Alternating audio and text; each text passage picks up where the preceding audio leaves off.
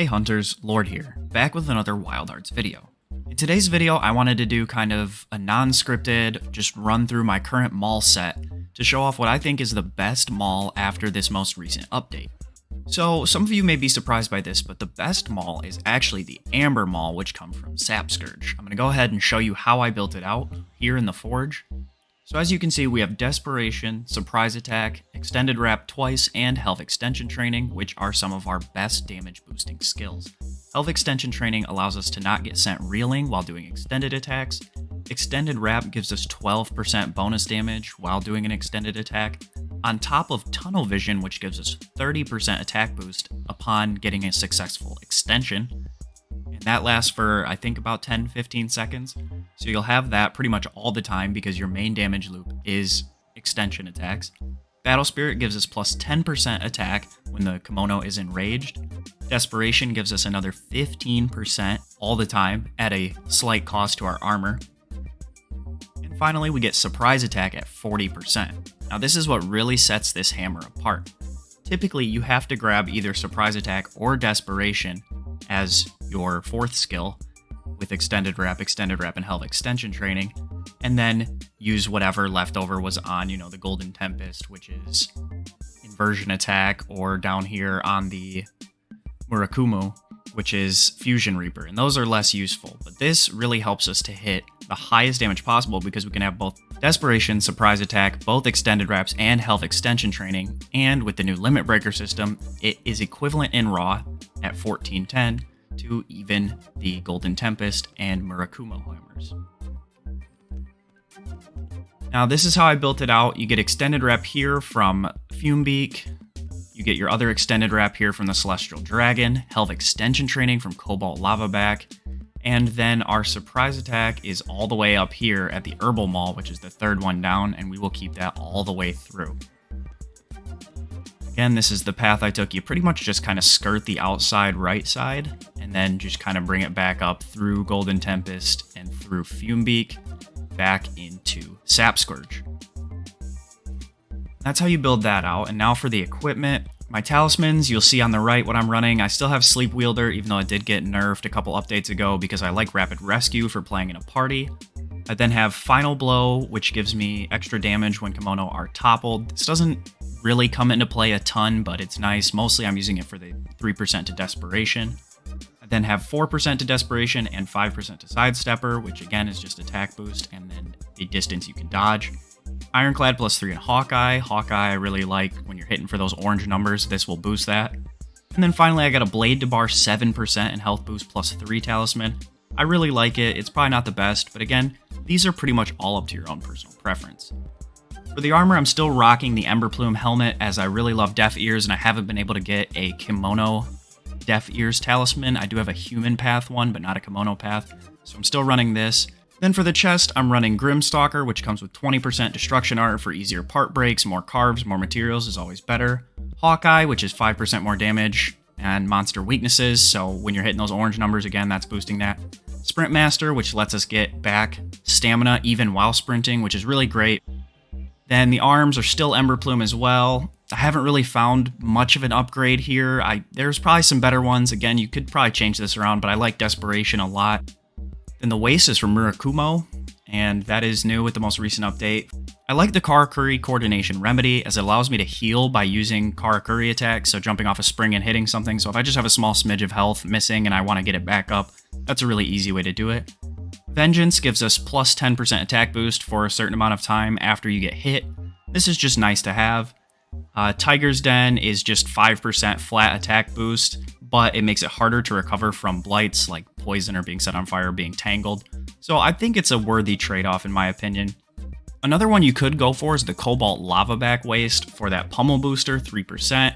It'll technically be like 1 or 2 extra damage since Pummel Booster is, I believe, multiplicative, whereas Tiger's Den is an additive bonus. But again, I'll leave that up to you. That's really your own choice. I just like to try out new armor pieces, and since this was new with the most recent update, I've been rocking it lately. And finally, for the legs, they're also from Grimstalker. Reactive Expert's pretty nice, but I really want that Dodge Master and Hawkeye. Hawkeye, I think, is really, really strong because if you're aiming for the head, if you're aiming for the tails, if you're aiming for those weak spots already, this is just going to give you more damage in that regard. Now, overall skills, Blade to Bar, it's only 7% for me. Again, it's Talisman, so it doesn't really matter. But we're looking at Tunnel Vision, which is a 30% attack boost. Can't get sent reeling when using Extended Maul, which is great. Extended Wrap, another 12% on top of this 30%. We're looking at 42% attack boost already. Health boost, Ironclad, again, just skills from Talismans. Fatigue Recovery, always nice to have. Final Blow, we've already kind of talked over most of these. 20% Part Break, again, is really good. We're also looking at 40% Surprise Attack, so I like to open all my quests with a Harpoon into a trap, because I can get off about 2 or 3 full extension combos, which sometimes will be enough to kill a monster, and other times is enough to do between, like 50 and 80% of their health right out of the gate, and it really allows you to get the most out of this surprise attack boost. Sidestepper, again, it's just a great skill to have. Battle Spirit, another 10% on top of that, so we're looking at, once the monster gets enraged, which will mean you no longer have surprise attack, you're still looking at like a 40-50% damage increase right now. Deaf Ears, great skill. It allows you to keep your damage up even when the kimono does notice you. Vengeance, an extra 10%, so now we're looking at 62% bonus attack. Hawkeye, another 14% on top of that to weak spots. I mean, we're literally going to hit almost the attack cap. I'll show you here in a second. Another 5% from Tiger's Den, which is great. Another 29% attack from Desperate. I mean, you can see we're literally over doubling our raw in total by percentages. We're over 100% extra damage. And that's not even including surprise attack. So if you take away the, 10% for enraged and add that 40% for surprise attack right at the beginning, I mean, we're looking at 1.5 times on top of what we already have. Solar Protection, another 5%. It's ridiculous. And I'll go ahead and show you. So right here, just base. So our weapon only has 1,410. Base, we're looking at 2,840 attack. More than double the base raw.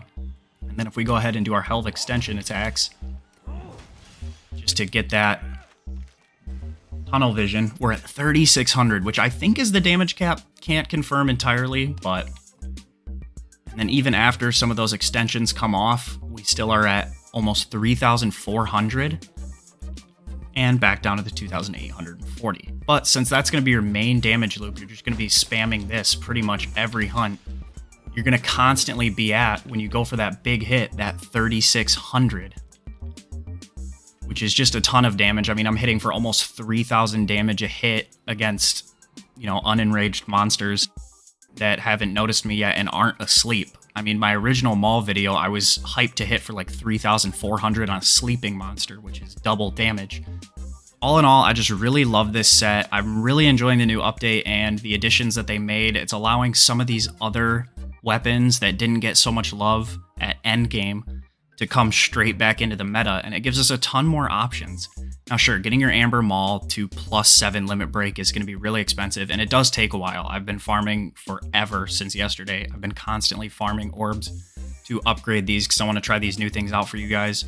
But trust me, it's so worth it. I think it's just a really, really great addition to the game, and this is a really low-level Maul. Like, I mean, you could get this 2 monsters into Chapter 3, so it's great to see stuff like that become viable again instead of being stuck with a single option in, like, the Golden Tempest Hammer only. So that's really going to do it for this one, guys. If you did enjoy, feel free to leave a like down below. If you're new to the channel, new to Wild Hearts, or if you find yourself coming back to my videos on the regular, I ask that you go ahead and hit that subscribe button for more Wild Hearts content just like this.